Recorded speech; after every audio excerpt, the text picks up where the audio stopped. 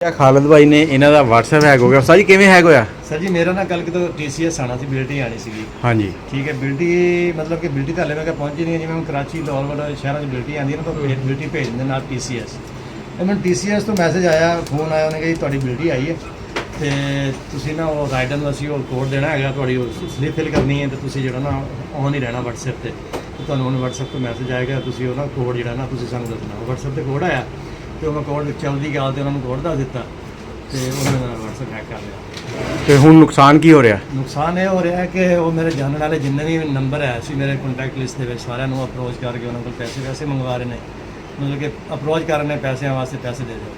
लेकिन यह है कि अलहमदुलिल्लाह हाले तक कोई ऐसी खबर नहीं आई कि किसी दोस्त ने हाल तक पैसे दिते। हम लोग कन्फर्म करते हैं पहले कि वाकई यह नंबर सीगा जी खालिद भाई का, ये हैक होया वा। मैं भी इसी वजह से आया हूँ खालिद भाई।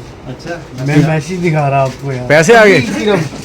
ये मैं देखिए जी, कंफर्म करना चाह रहा था। मैंने अभी इमरान को ऊपर भेजा है, मैं कहा देख क्या खालिद बैठा है दुकान पे, कह रहा खुद खालिद बैठा है दुकान पे, और मुझे मैसेज आ रहे हैं जी मैं दुकान पे नहीं हूँ। मैंने तो बकायदा पूरी बात करी है उससे यार। ये खोलें, ये देखें जी, ये खालिद देखें। भाई का नंबर है।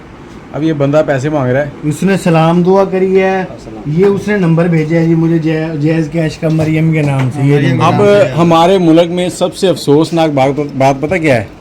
आप साइबर क्राइम में मैंने तो कंफर्म FIR करने के लिए कटवाएंगे, यहाँ तक आया हूँ। मैं कहा पहले आप साइबर क्राइम में FIR कटवाएंगे ना ऑनलाइन, वो कहते हैं जी मुल्तान आ जाओ।